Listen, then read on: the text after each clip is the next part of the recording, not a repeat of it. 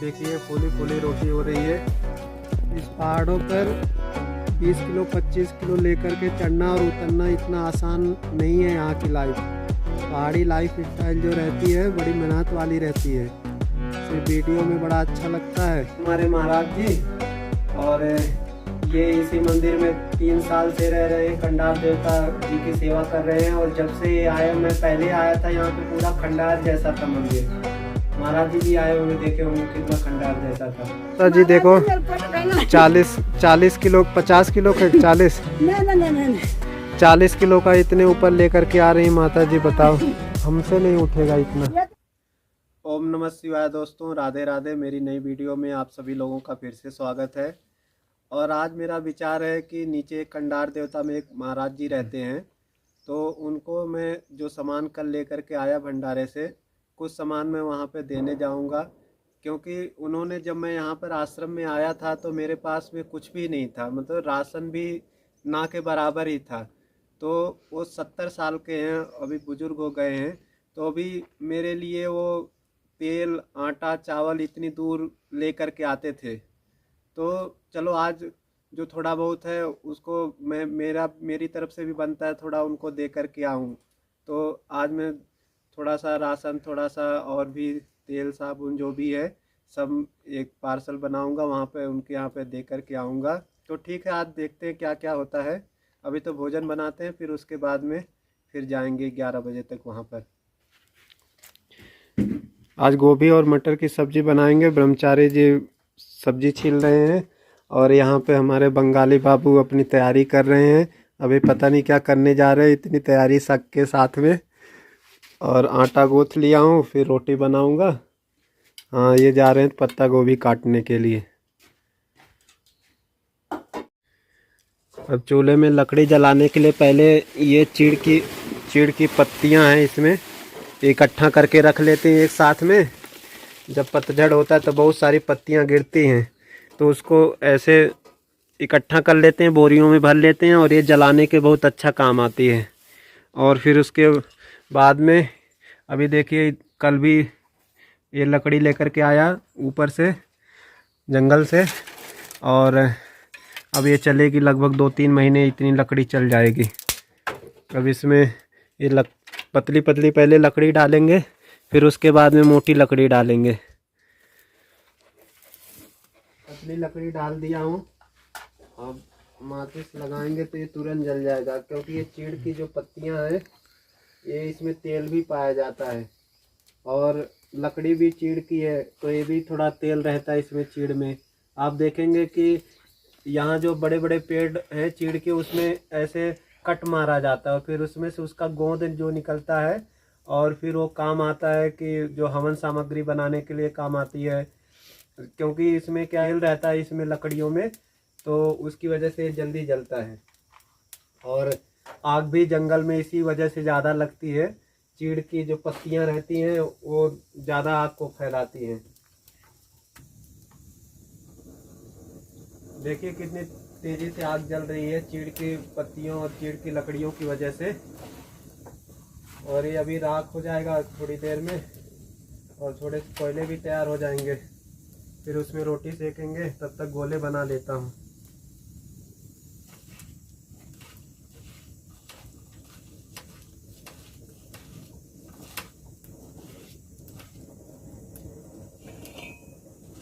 अभी तवा उतार लेता हूँ, क्योंकि फिर ज़्यादा गर्म हो जाएगा।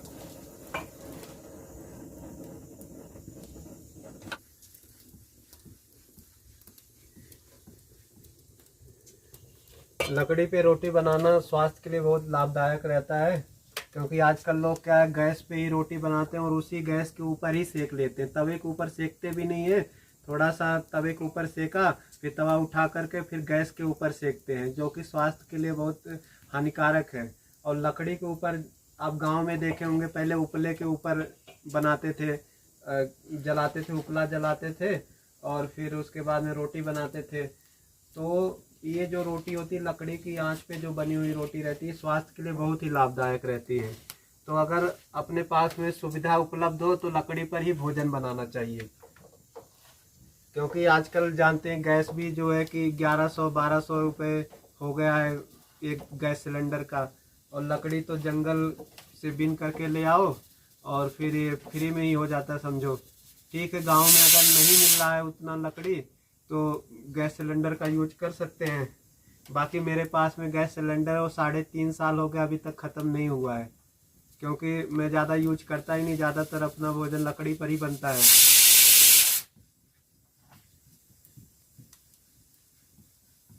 कल क्या है, फास्ट फूड का ज़माना चल गया है, तुरंत के तुरंत 2 मिनट में मैगी तैयार। लेकिन वो मैगी जो मैदा कितना नुकसान करता है, हाथों में जाकर के चिपक जाता है। कुछ समय पहले भी मैगी को तो बैन किए थे, लेकिन फिर से अभी चालू कर दिए हैं।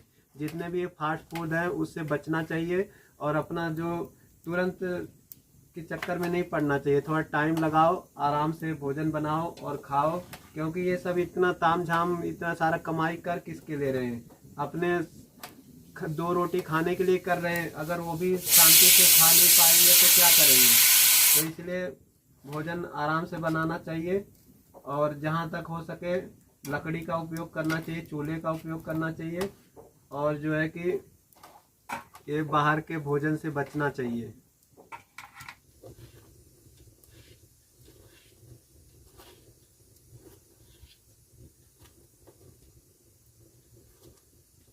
ये देखिए फूली फूली रोटी हो रही है, ऐसी रोटी बनाते हैं यहाँ पर और ये स्वास्थ्य के लिए बहुत ही लाभदायक होता है कंडे पे या लकड़ी पे बनाने से।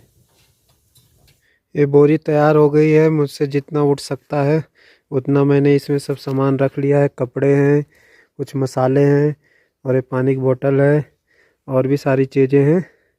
अब इतना मैं दे करके आता हूँ उनको, और कुछ ज़रूरत लगेगा तो मैं दे करके आऊँगा।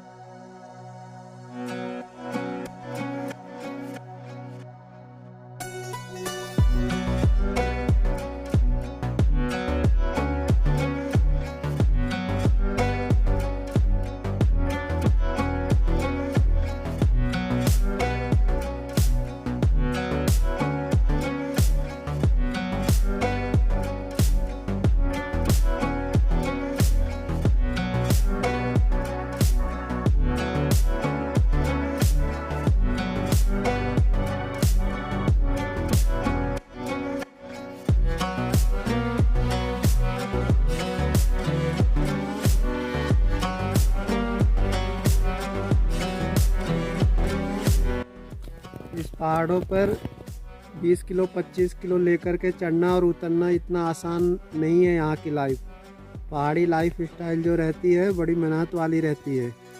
सिर्फ वीडियो में बड़ा अच्छा लगता है, ठीक है, लेकिन मेहनत रहती है तो ईमानदारी से नींद भी आती है और कोई टेंशन भी नहीं रहता है। यहाँ के जितने लोग भी देखोगे पहाड़ी लोग, वो मेहनत करते हैं जम करके और जम करके खाते हैं, जम करके सोते हैं, फिर निश्चिंत रहते हैं। कोई उनकी बहुत बड़ी प्लानिंग नहीं रहती भविष्य को लेकर के। जिनके पास करोड़ों रुपए हैं वो दुखी हैं, और जिनके पास में थोड़ा बहुत साधन उपलब्ध है वो खुश हैं। ज़्यादा पैसे होने से कोई खुशी नहीं मिलती है, संतुष्ट रहने से खुशी मिलती है। गीता में भी भगवान ने कहा है, संतुष्ट सततम योगी। जो संतुष्ट है अपने हर परिस्थिति से वह योगी है। तो यहाँ के जो गृहस्थ भी हैं वो भी एक तरह से योगी का ही जीवन व्यतीत करते हैं, क्योंकि वो हिमालय देवभूमि उत्तराखंड में रहते हैं।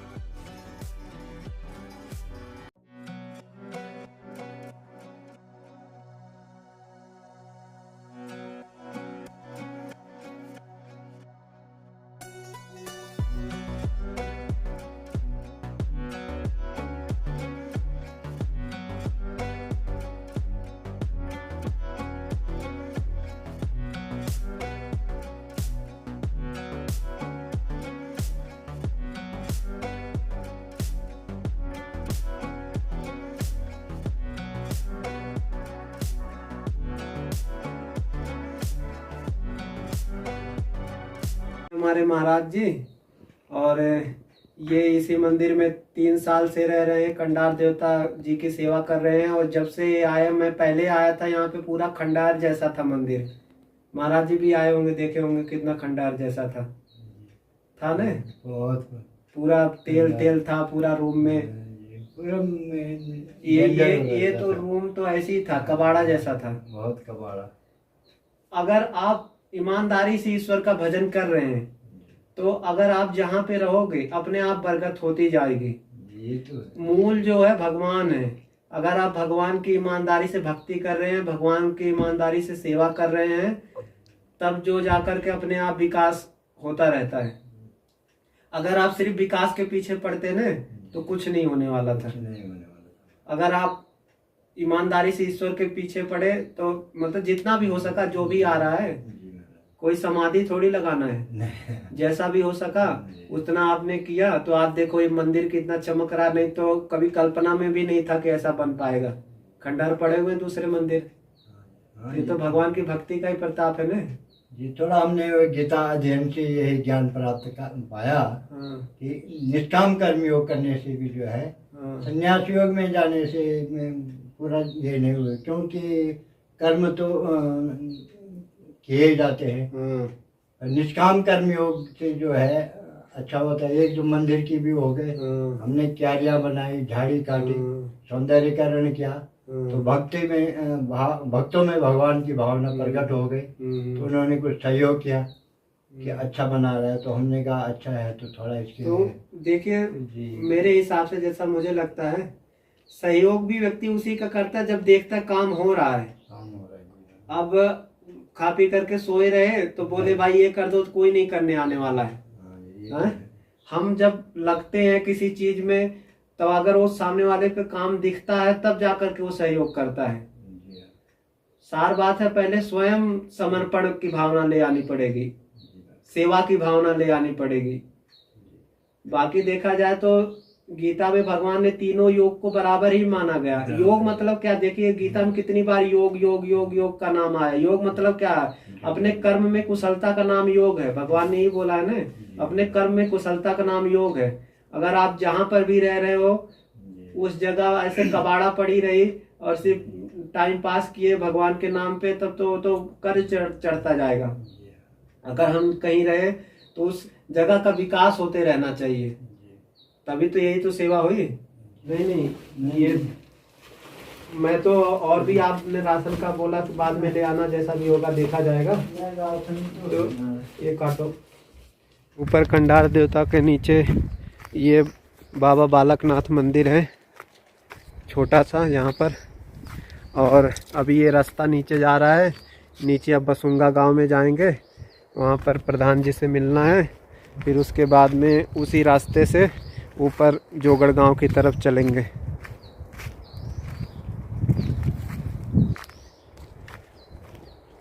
गंगा जी के भी यहीं से दर्शन हो रहे हैं और हिमालय की ऊंची ऊंची चोटियां हैं। महाराज जी को सामान दे दिया और अब नीचे बसुंगा गांव में चलते हैं। वहाँ पे प्रधान जी हैं, उनसे मिल लेता हूँ और फिर चलता हूँ।